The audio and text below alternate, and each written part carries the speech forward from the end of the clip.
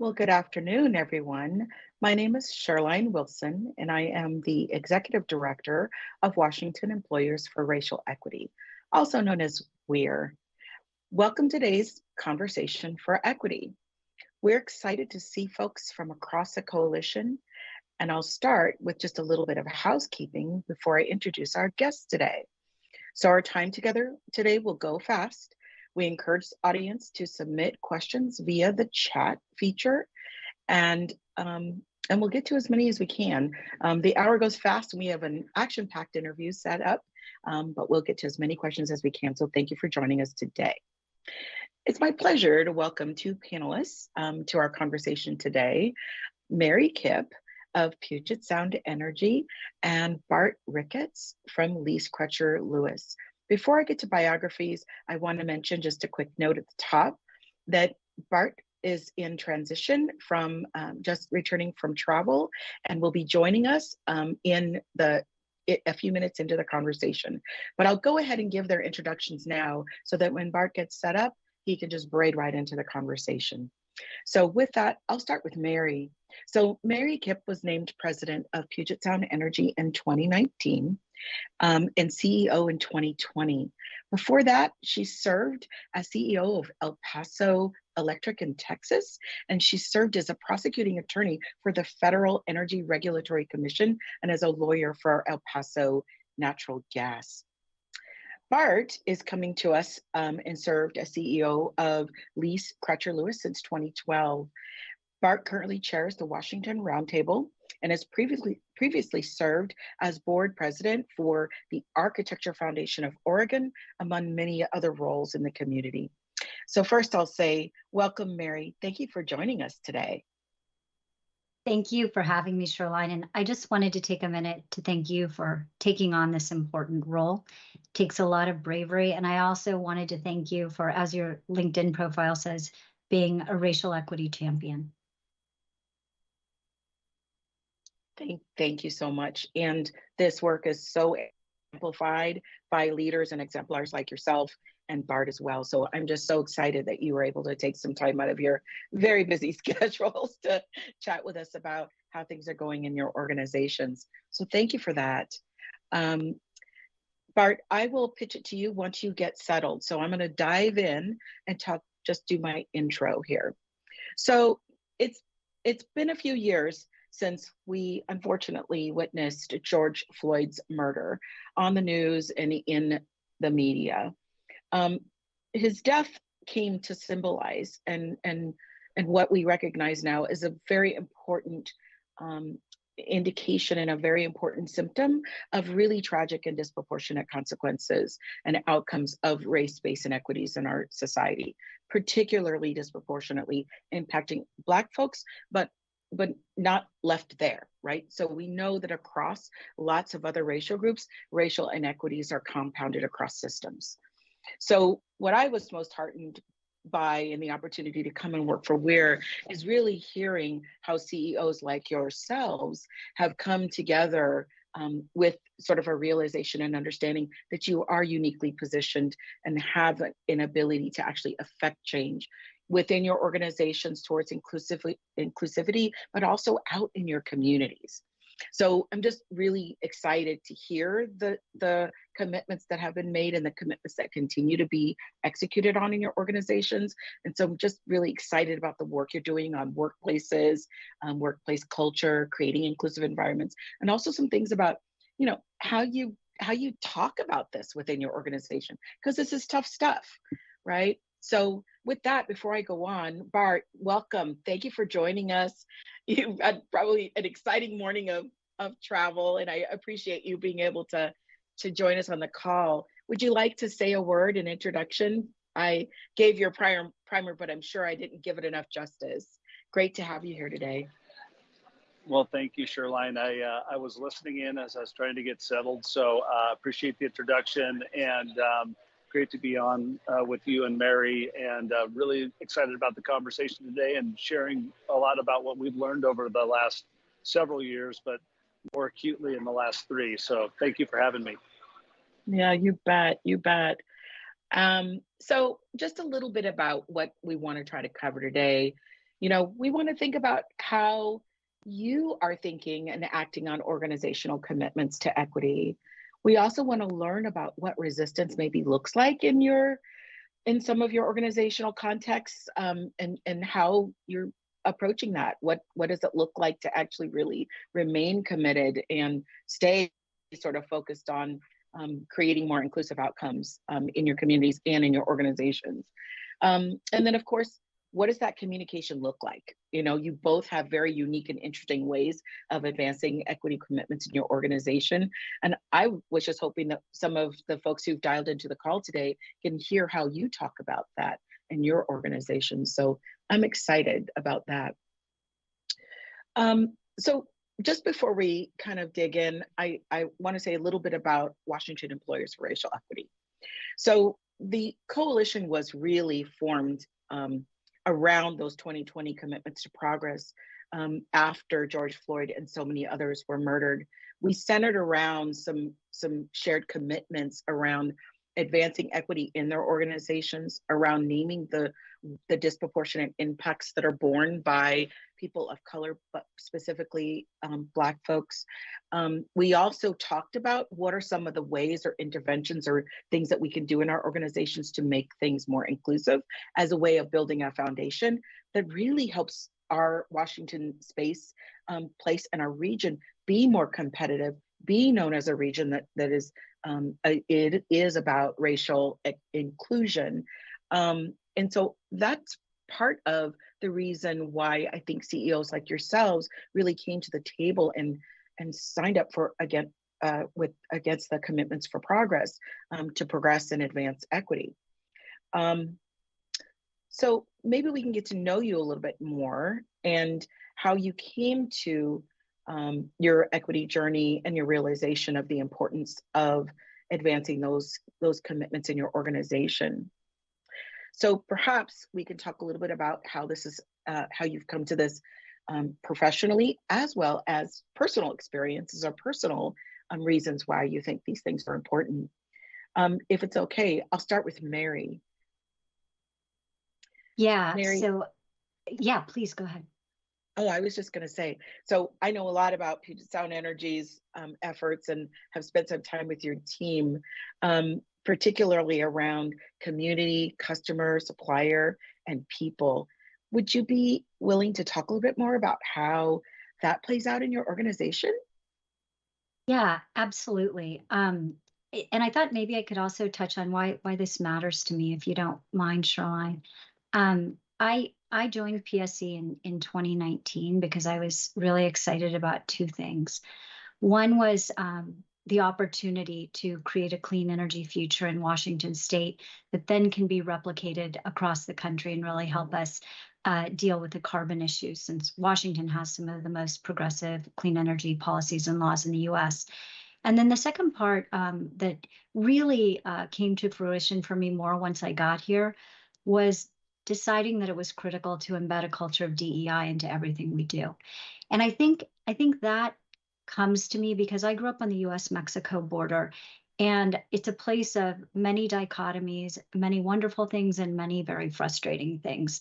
On the one hand, it's a wonderful estuary of cultures and races and things like that. On the other hand, there's some very, very stark examples of how inequity on the racial front impacts people in all aspects of their life and intergenerationally.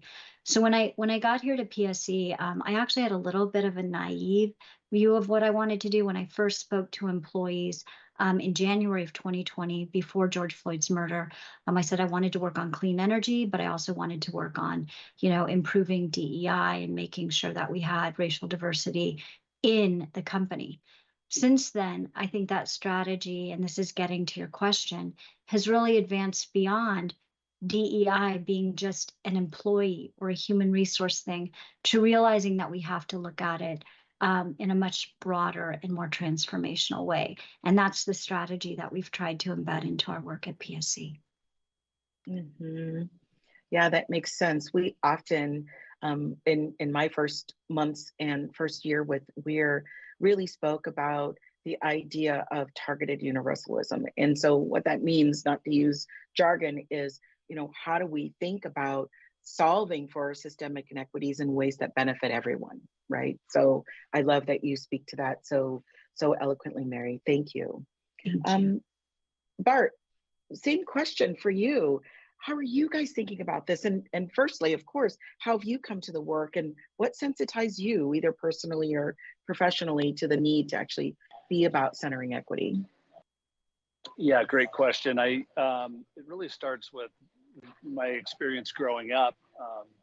I grew up in Bend, Oregon when it was 10,000 people, 6,000, I think, when I was in grade school. And there wasn't diversity. You didn't have BIPOC folks in the community. I had one friend on my soccer team that was Black, and I didn't really realize what was going on around me till you'd travel with him on your team and you'd see how people would treat him.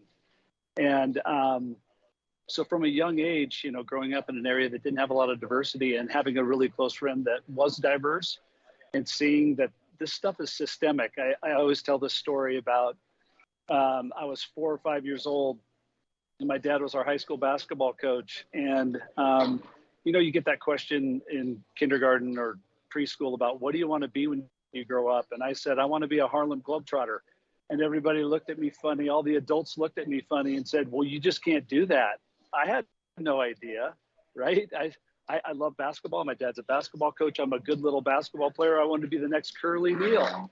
And I didn't understand that, there's a racial thing going on there in our society that I was oblivious to. So that shows you that racism is systemic.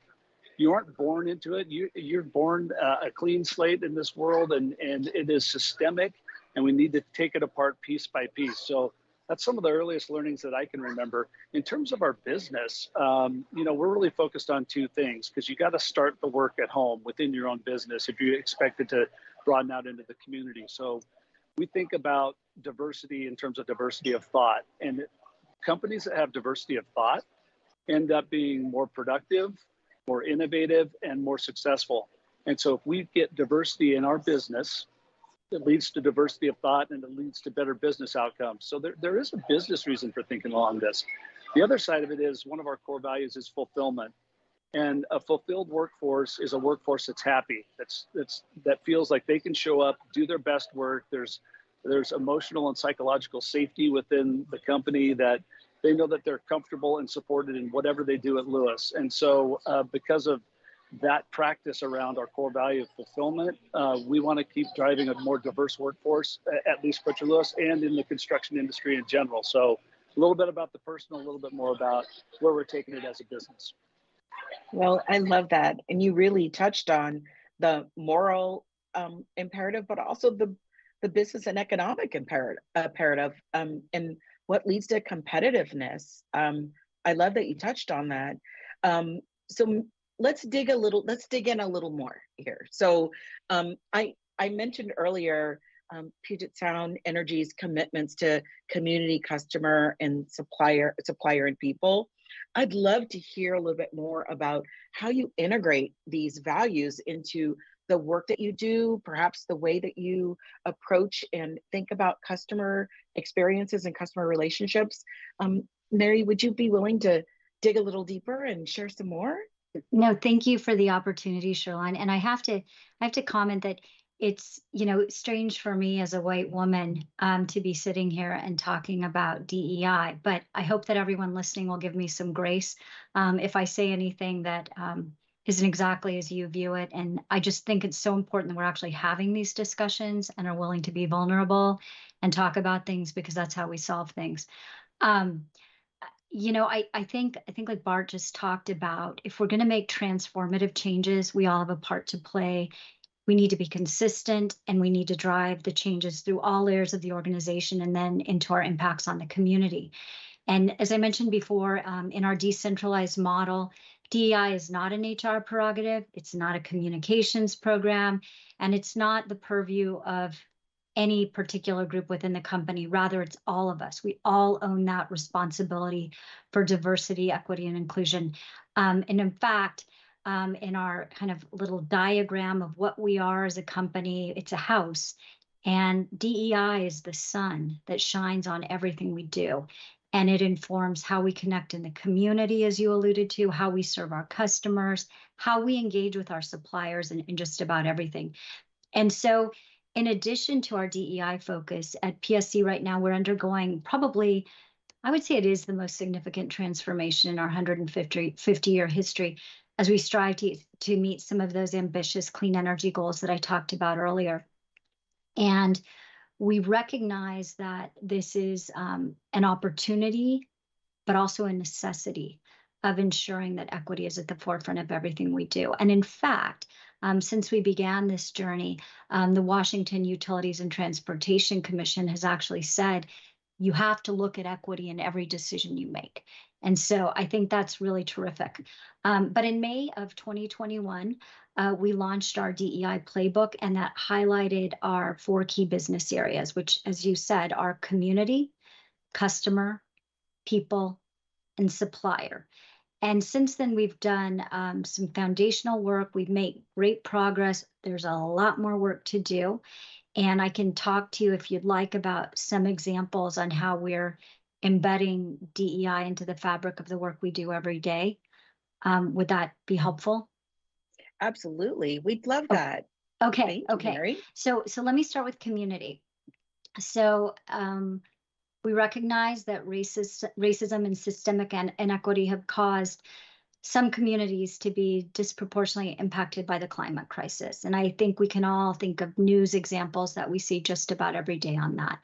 And so as we're working towards our clean energy future, we are trying to ensure that all of our customers, and especially those who have in the past and continue to shoulder an outsized share of the climate burden, get to actually have input in shaping the benefit from the transition to the clean energy future. So one of the most exciting parts of this is our Equity Advisory Group. And this is a community stakeholder group that represents the communities we serve, including the frontline communities of low-income people, Black, Indigenous, and people of color, BIPOC communities. And members of our EAG, as we call it, share their perspectives, their experiences related to environmental justice, tribal interests, vulnerable populations, social services, affordable housing, just to name some. And this group has really been instrumental on advising us how to advance equity in our clean energy work. And it's taken some humility on our part, because traditionally as a utility and an engineering culture, we tend to think we know everything. So this group has really taught us to realize we don't know everything, and that listening doesn't just mean nodding.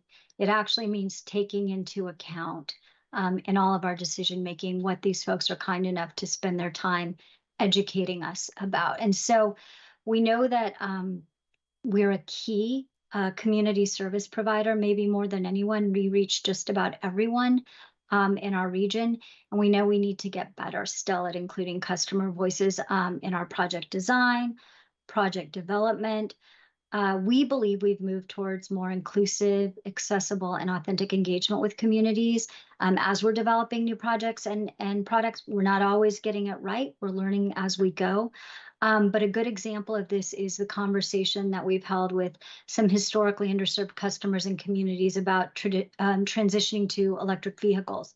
And these conversations have really educated us on some of the barriers and also the potential solutions that the communities would believe would benefit them.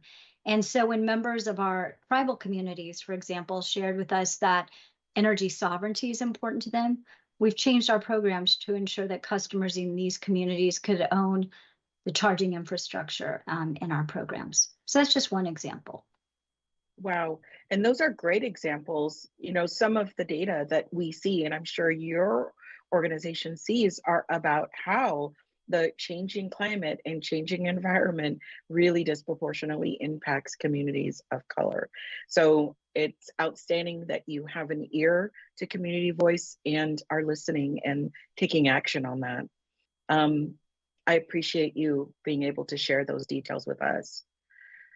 So let's transition over to you, Bart. The building industry is also, I think, a real fascinating opportunity to access community, sort of in the lines of what Mary has spoken to. Would you be able to share some of the work that you're doing that really demonstrates connecting to community and listening to concerns and taking action in the ways that you think about progressing your business?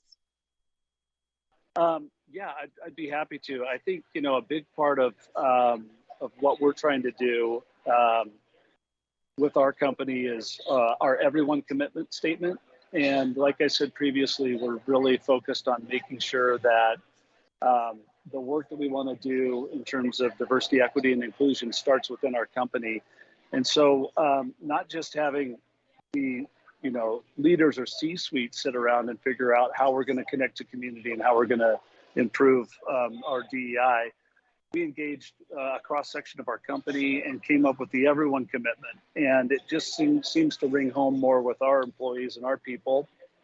And it's the efforts of 150 people within our organization. So I wanted to quickly read it to you and then tell you how it's taken us forward. So at Lewis, we are committed to recognizing and honoring all human differences through trust and respect. We create a safe, inclusive workspace where people can be their authentic selves and succeed as part of a high-performing team. We lead by example through cultivating a culture where unique differences and perspectives are valued and innovation thrives. And so from that statement, we also developed 8 tenets that support our everyone commitment. And this is how we operate, not only on job sites or in the office space or with our clients and partners, but also out in the communities where we live, work, and play. So, what this has done for us is it's gotten us beyond this whole point of talking about it or telling people how we want to transform our business and our community. And it's in more of a show, don't tell environment. We're going to show you how we act every day and hope that brings in more diverse people that can participate in the economy, in the construction industry, and know that they have a safe place to work where they can thrive and where they can make a great wage and where they can have a lifelong career. So this whole idea of show, don't tell came from our people. We're builders. We like to go out and put buildings together. So their whole feedback to me and the rest of our executive team was, let's get a commitment together, but then let's do something. Let's be active about it and move into these behaviors that we want, these 8 tenets that we expect our people to show up and represent every day. And, we're in year 3 of this and it's starting to take hold. I hear people talking about the tenets and showing up every day and really striving for diversity.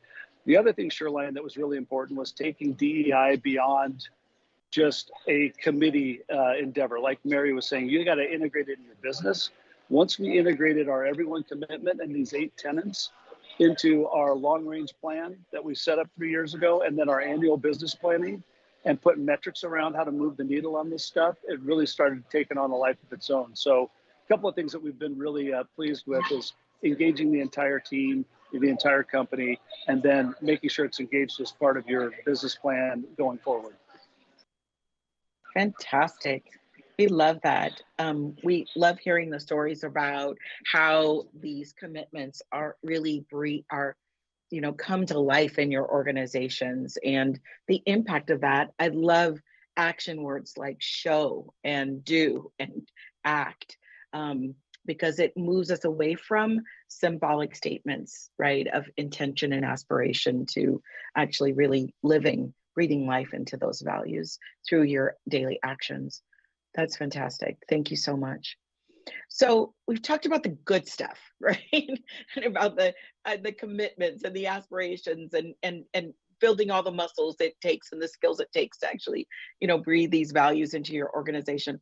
Let's talk about what's hard. These are tough situations, as I can just say that sort of stating the obvious, that you are both not people of color. So you, as leaders, allies and advocates, right? You have a unique role to play. And sometimes it's listening, and sometimes it's feeling the vulnerability of, wow, maybe I didn't get that right.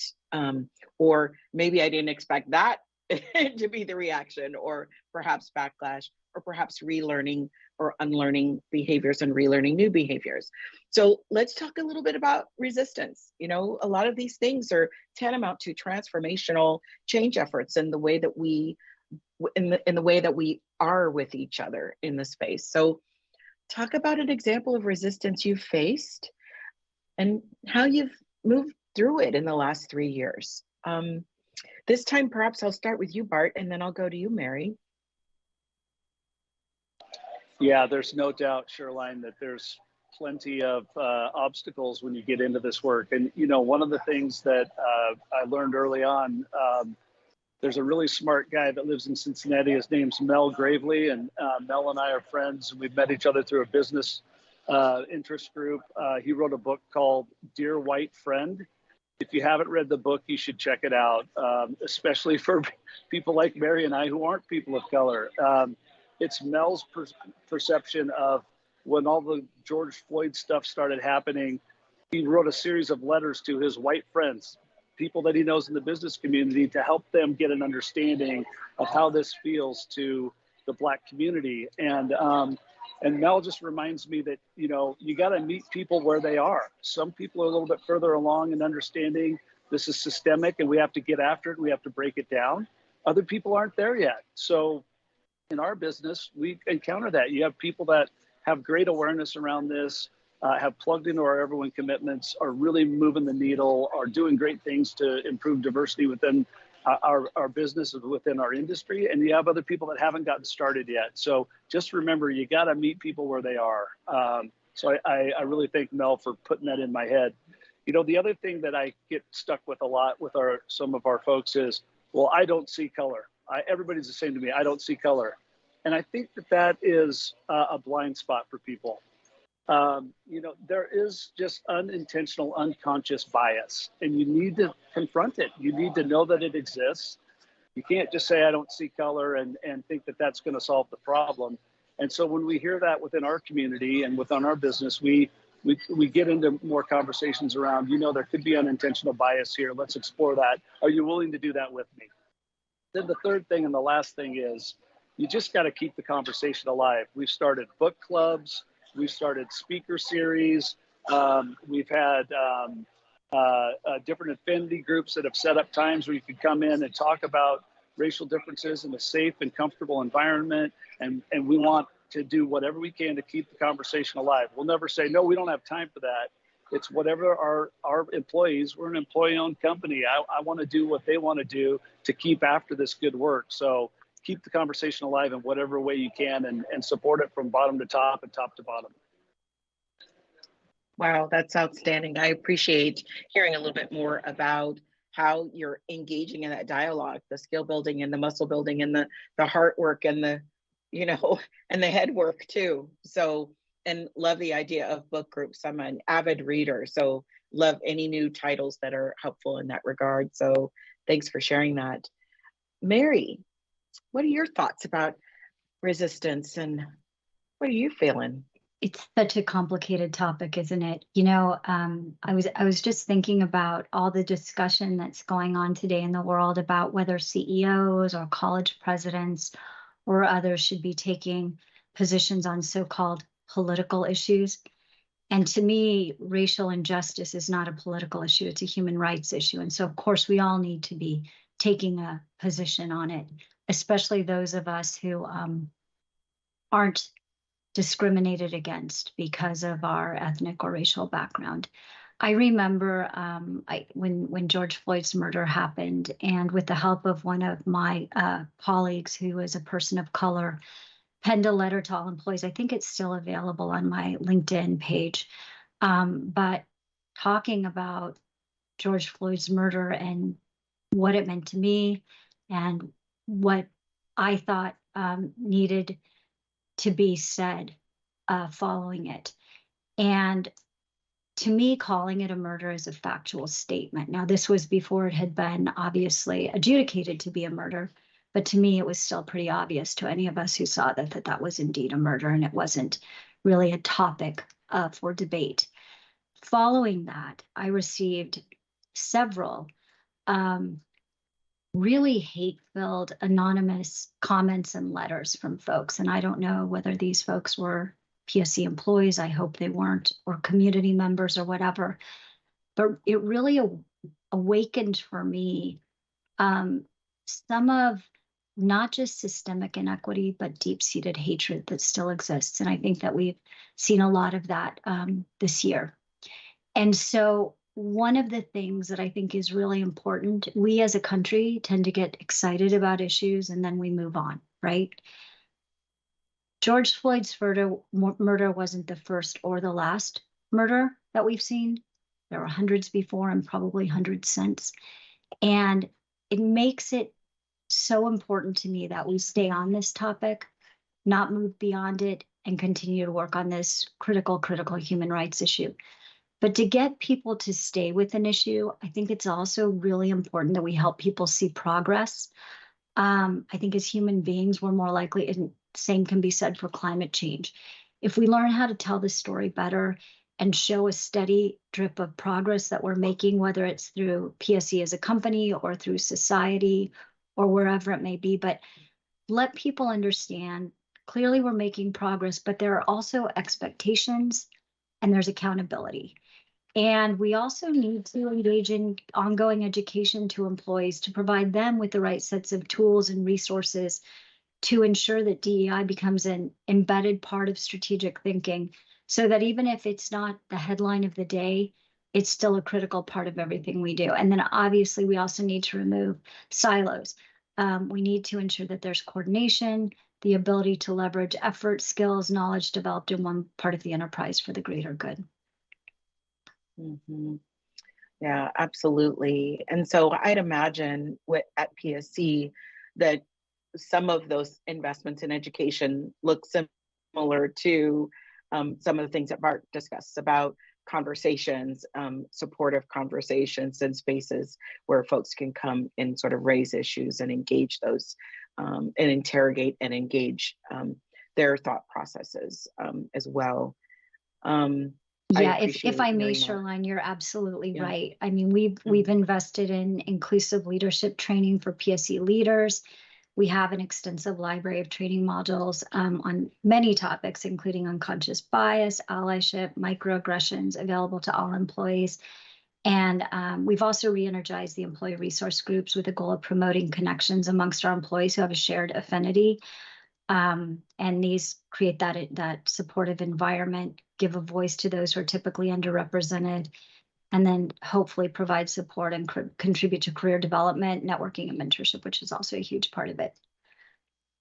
Yeah, fantastic. Those are great resources. And to your point, kindling on that sort of the fire of thought is a very, very important part of the work. It's so tricky because it feels like these movements kind of come and then they fade into the background until some other catalyst happens. But I do see and feel that something is different now. And so I'm hoping that we can continue to engage in conversations with folks like yourself about how you're reimagining and rethinking these things and keeping the fires of hope alive. So thank you both for your comments there. So I love that you gave a little bit of advice about what really needs to be true to keep these things important and keep these as organizational imperatives. How do you communicate or convey your consistent communication through your organization? I think one of the things that we hear with WEIR as we're talking to different levels in organizations like yours is that, hey, yes, that was great that 2.5 years ago, Bart gave this big, address at the company meeting and said, we're all about equity and we're all about everyone commitment and this is what it looks like. But what does it look like to sort of keep that invigorated? Is this a regular part of your communications in your organizations? And if you don't mind this time, Mary, I'll go to you first and then I'll go to Bart. So we've actually really embraced the legal requirement that we consider equity in all of our decisions, right? And part of that is obviously racial equity. So we don't have a choice but to, whether we're just deciding where to put a substation or where to invest in better reliability in the system, or where to provide rooftop solar within a community. We have to look at equity in all of those decisions, which is a great gift, because what that causes to happen is it becomes part of the fabric of our existence. So early on, it's been complicated because equity can mean different things to different people, but we're shaping our way. We have a great leader, a great director of our DEI program, and we're learning how to embed those things. But I think it's wonderful when there is a mandate that something be done, because then it causes us to do it, right? What's required gets done. Absolutely. I appreciate hearing that. And I think sometimes it is down to a compliance matter. So it helps you sort of really have a mandate to really sort of, push that across your businesses, across your processes, and have that be, a check stop, if you will, along the way.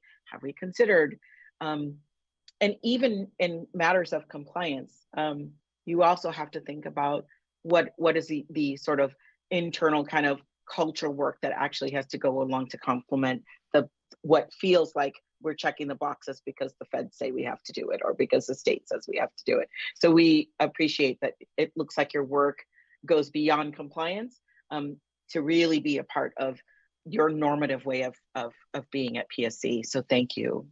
No, and I just wanted to kind of elaborate on that, if you'll let me. I feel like I keep saying this, but this is such an important discussion. What it actually requires is, like, let's say we're siting a substation.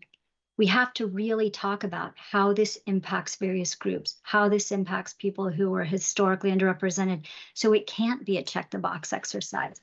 It's actually a discussion where we are educating ourselves, others are educating us, and it's really shaping our very culture of how we do business. So it's pretty exciting. Absolutely. Thank you for that. And anytime you want to go deeper, we're here to learn from your great examples. So thank you so much for that. Bart, what are your thoughts? How are you thinking about the next step of the work? And then what you want to do is turn on your camera. Technical difficulties when you're on the road.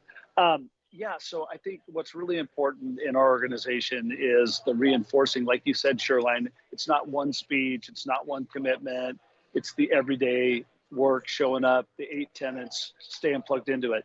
And a big part of that is having the one-on-one conversations. And sometimes that's way more effective than getting up at the company meeting and making a proclamation. I mean, I think we've seen that. It feels hollow if that's all you do. Again, this is show, don't tell work. Don't tell me how you're going to do it. Show us how you're going to do it. And I think, those one-on-one conversations start along the lines of, well, how do you feel, if you're talking to an employee, how do you feel about engaging in this work? It's part of our long-range plan. It's obviously part of what makes us successful here at Lewis. It's part of our work to drive diversity and be innovative and be creative and transform our community and our industry. So how do you want to engage in that? Open-ended question. And then if they don't really know how, then say, well, what would be comfortable for you? Where do you want to start? Do you want to read this book? Do you want to come to a toolbox talk? We have these things at the job site where the foreman and the superintendent get up and talk about different things that affect the job site, the morale, the community on a job site. And oftentimes the toolbox talk is about inclusion and feeling good about everyone showing up and keeping morale high and accepting one another and putting forth the work and making sure people can do their best work. And sometimes dragging people out to a job site so they can hear the toolbox talk and see that it's important to our field members as well is a great way to keep these things going. Quarterly meetings, we celebrate people that are living our values and pushing forward with this work, with recognition at the quarterly and, awards and praise from your teammates. And then again, our starting Sunday, it's our email blast. It's an e-blast that goes out to all of our employees at Lewis. When we see somebody that's doing really good everyone work, we make sure that we let that be known and we let that be part of our weekly updates to our people. So there's a bunch of different ways you can keep it going. and make sure that it's not just one-off kind of communication.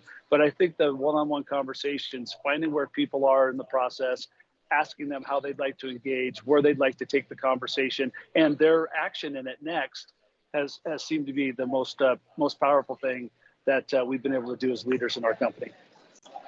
Yeah, it's true. And I appreciate the individualized approach. I also appreciate the organizational approach. But it's funny. So I'm a parent. I don't know if you guys are parents, but sometimes that to be mindful and present and thoughtful and individualized and personal takes time. And it takes energy and passion. How do you keep your energy up for this? I mean, what sort of, especially, for example, Mary, and when you get vitriol, or you get, no matter where it comes from, and politicization, how do you keep the energy up to keep showing up for this work? What are your thoughts? I think that those things actually energize me because they emphasize more the importance of it. And something that I believe very firmly is, if we're doing what's right, we're not going to make everybody happy. So, if we want everybody to like us, we should stand still, right? Not do anything. And I feel like if we're upsetting a few people along the way or creating an emotionally charged response in people, it means we're making a difference. And I also recognize that some people who have emotionally charged responses to issues we don't agree with, maybe we need to try to educate them. Maybe we need to try to bring them along and not back them into a corner. So those types of things energize me.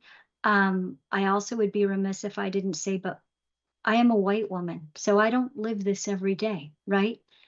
The color of my skin is not a trigger for some people. And so for folks, Shirlene, like you, Shirlene, I can't even imagine what that's like, right? And so I guess I would say it's a lot easier for me to be energized because I don't have to live it every day in every interaction with everyone. Mm-hmm. Thank you. That's such a thoughtful response, and I appreciate it. And it does require energy and time, and it is easier sometimes to be silent and stand still. And I do appreciate demonstrations of courage and bravery to stay committed to the cause. So thank you for your answer. Bart, do you want to add anything? How do you keep your energy up for the work? Yeah, it's a great question. I'll be honest with you and everyone that's on the call today. It's sometimes you can get discouraged. Sometimes when I get feedback either in the community or in our company or from a client or a trade partner that you talk about this too much. You talk about this DEI stuff too much. I've heard that, and that's discouraging. What it tells me is we haven't talked about it enough, or we haven't talked about it enough in a way that we can bring people along with us. The people that just have not engaged yet in the conversation are usually the ones that say, well, that's all you're focused on. And it just simply isn't true. It just happens to be one of the most meaningful priorities that we're going to have as a business community and as community leaders in our lifetime. So are we going to be the generation that sits around and lets systemic racism continue? We don't want to be that. So I just feel like when I do get discouraged, I come back to are we going to be that generation that makes the change, or are we going to be that generation that kicks the can down the road? And I think the time is now. People are really starting to move the needle. And if people say you talk about it too much, it means they just haven't found the right way to get entered into the conversation yet. The other thing that I lean on a lot is I'm an extremely positive person. I mean, to run a general contracting business, you kind of got to be an overt positivity freak. So stay positive with it. When people say that, when you get discouraged by hearing it, just know that there's a bigger payoff at the end of this thing. And you just got to stay positive with it and keep moving forward and keep finding ways to get people into the work. And I think we've been able to do that internally, and I'm starting to see it more broadly in the community as well. And that also gives you some hope when you see some positive moves too. You got some little wins along the way. Nice. Appreciate that. That's amazing.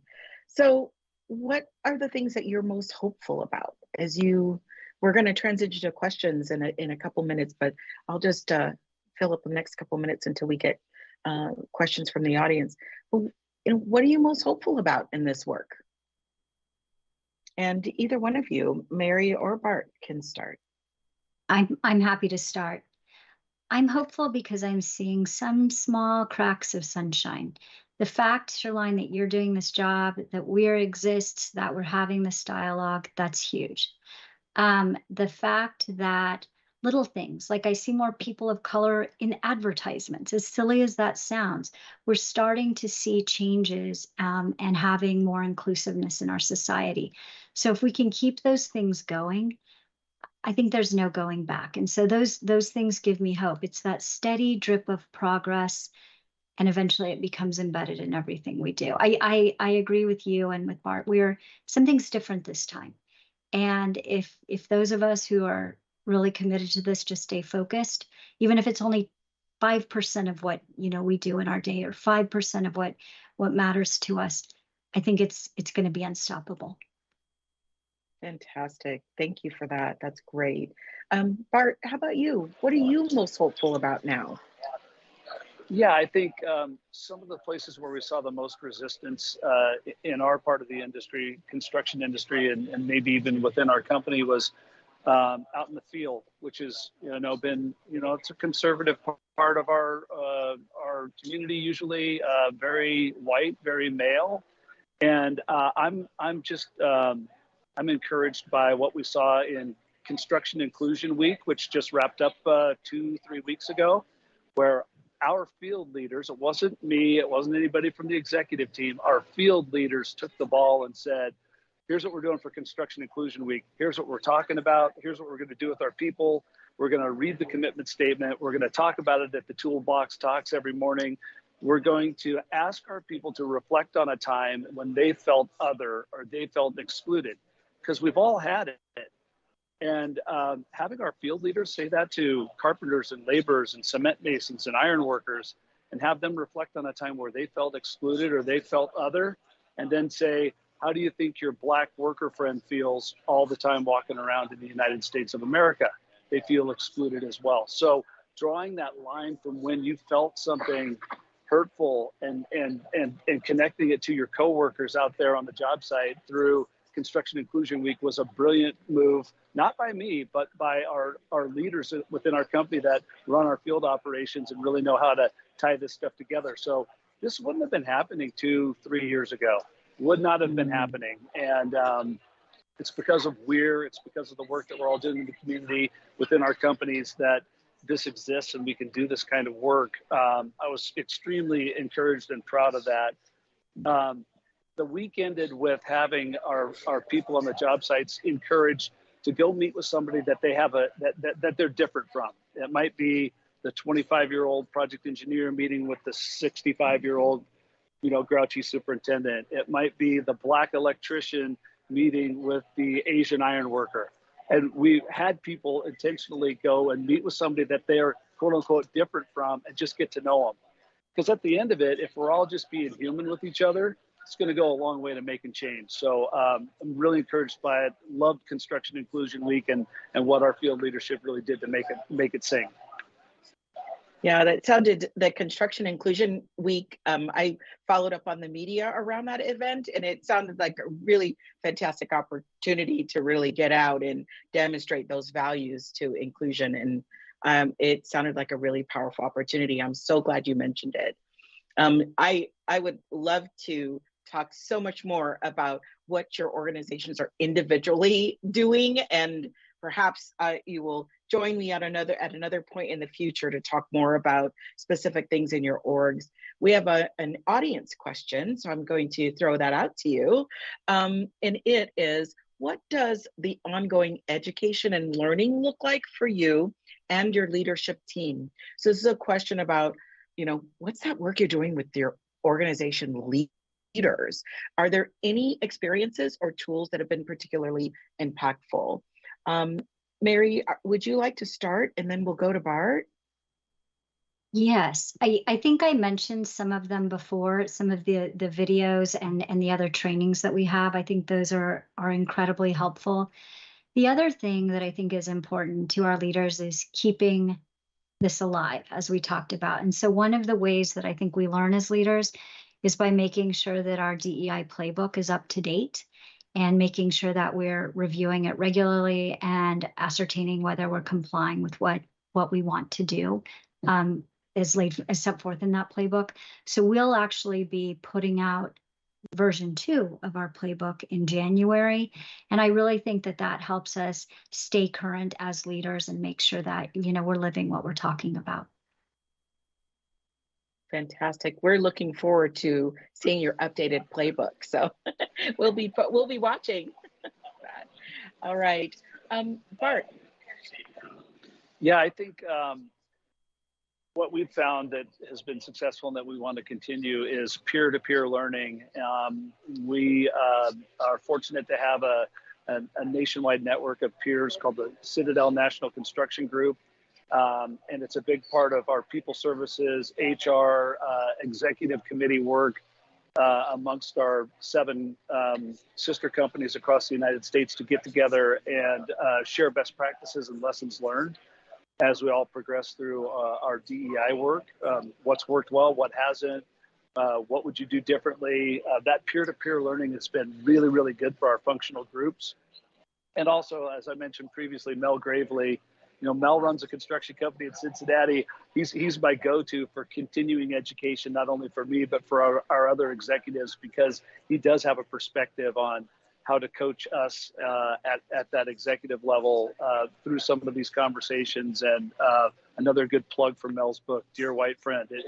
It's a good resource guide for me, and I think I'll bring one to Mary so you can have that and check it out as well. I would love that, Bart. Yeah, it's really good stuff. And so, Mel's my go-to as well. But those are a couple thoughts that are really working well for us, and we're going to continue. Fantastic. Thank you. All right. Another audience question. Can you share examples, either of you share examples of how you've increased opportunities for Black and diverse businesses? So thinking about our commitments to diversifying our suppliers, how are you engaging with those suppliers? How do they know about opportunities with your organization? And what is that is that pipeline growing? What would tell us more about that? At this time, Bart, we'll start with you and then we'll go to Mary. Yeah, I think there's a couple things that have been really effective for us. First, Black Business Warehouse is an organization that operates in Washington, and now they're also starting to operate in Oregon, where they go out and identify Black-owned businesses and try to match those Black-owned businesses with companies like ours, whether it be a vendor or a subcontractor or a material purchase provider or a hauling company. And there's all sorts of ways to engage with Black-owned businesses. So Black Business Warehouse is a great way to expand your opportunities for those businesses. What's been even more effective for us is taking the president of our Washington organization, Jay Sorensen, and putting him in position to initiate one-on-one meetings with Black-owned businesses, women-owned businesses, other minorities that own businesses that might need a little bit of coaching or help to get their company up to a size and scale where they could participate on one of our projects. And that's been really helpful. Through that outreach, kind of direct outreach from our company, we've added 60 Black women-owned businesses to our subcontractor and vendor database in the last year and a half.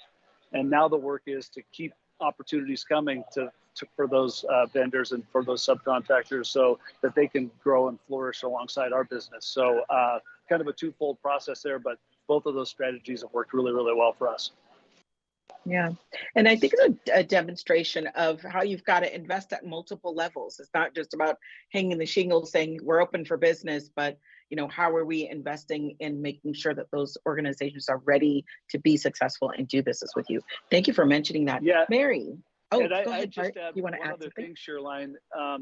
We couldn't do that really effectively without the cooperation and partnership from our clients like Microsoft and Google and others that prioritize this work along with us. They want to see more diversity in their subcontractor and vendor pool as well. And so kind of marries up nicely with what we're trying to do within our community and within our industry. So, a big word of compliment to our clients who have helped us prioritize this work on their jobs as well. Outstanding. We do talk about that as well. And I would love to dig into that as well. But in the interest of time, Mary. Yeah, so we've done many of the same things, but one thing that I wanted to mention that I think is helpful, that sounds very basic, but is actually starting by establishing your baseline data on who your diverse suppliers are, because once again, measuring things lets us know if we're making an improvement, right? And then get that data, identify some immediate areas you can target for inclusion, and then track that growth over time. And it's pretty astonishing how even incremental increases with diverse suppliers can really change the playing field. And we've seen some of that. And then I would just add to that, just community outreach, outreach in professional diversity organizations. And then there's a confluence here too with hiring, I would say. The more diverse employees we have, the more diverse partners we're going to have on the outside in terms of suppliers too. So I think all of this fits together really nicely, working on them both at the same time. Fantastic.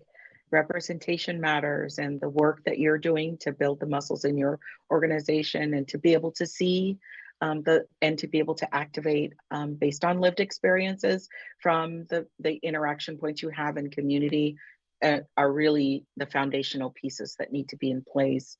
Thank you both for such a great answer. Before we close, I want to thank you. Thank you for your time, your passion, your leadership, and example. Quite frankly, it takes leaders like you to show up and keep coming back to the table and sharing what you're most hopeful about, but also the things that feel hard about the work and how you're moving through it and how you know that you're working. So any closing thoughts before we wrap up the time? Anything else you want to add for the group? I just wanted to thank you again, Shoreline, for what you're doing. It's amazing. And I'm sure Bart agrees with me, but next time I think we should ask you the questions because you probably know far more about this than either of us. So Thank you, and I look forward to learning together. Oh, thank you, Mary. Yeah. Appreciate that. That's fantastic, Mary. That's a great idea. We should turn the tables and interview Shoreline next time. But yeah, really appreciate the work that you're doing, Shoreline, and your leadership. And thank you for having me today, and appreciate the time for the conversation. Outstanding. Well, great. Well, in our last about 45 seconds, I will just thank you again for your time, but also to thank our sponsors, our executive sponsors at the Washington Roundtable and at Challenge Seattle for helping to get this project going and moving. We have a lot of new, big, great things to happen in the years ahead as we move towards the 2030 commitments to progress. You can find this conversation will be recorded and pushed out to our website in a few days, where you can also find archives of our previous conversations. And of course, check out our newsletter. Follow me on LinkedIn for more news about WEIR. Thank you so much for an amazing meeting today. Mary, Bart, thank you. And we'll see you next time. Thank you, Shoreline. Thank you. You're so welcome. Take care.